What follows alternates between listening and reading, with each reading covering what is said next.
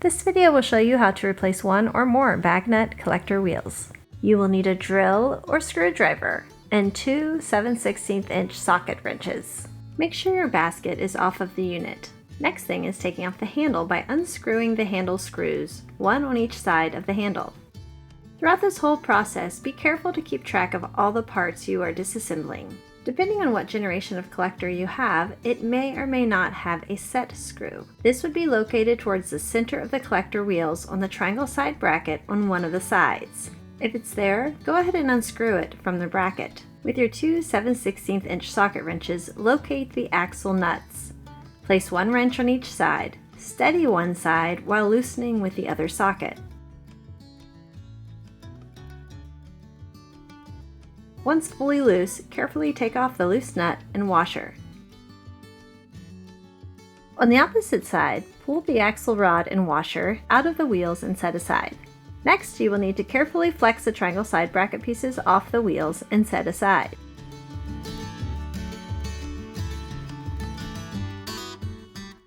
Pull off the washers and the black disc, being sure to keep them in order for each side.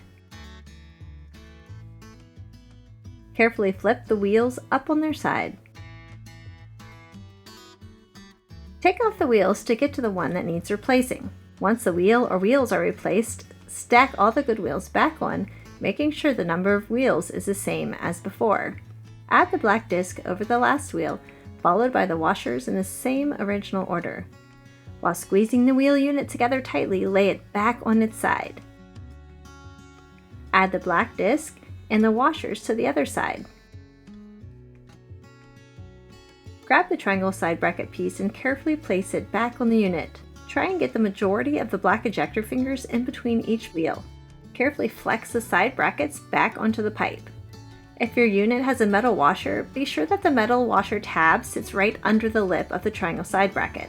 Also, if your unit had a set screw, be sure the pipe hole is aligned with the triangle side bracket hole.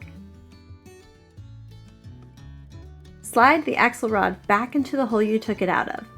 As you're pushing it in, peek on the other side and patiently stick it through the other hole. Sometimes it helps if you have a pin or something to help guide it through. Add the washer back on the rod and hand tighten the lock nut, making sure it is white side out as seen here. Using the two 7/16 inch sockets, switch them to tighten and tighten up the axle rod lock nuts. Before tightening all the way, make sure your wheels are perpendicular to the floor or table, straight up and down. Be careful here because you don't want to tighten too much or the wheels won't roll easily, but you also don't want to under-tighten as this may cause your wheel assembly to become shifty or the ejector fingers to fall in between the wheels, so try and get it just right.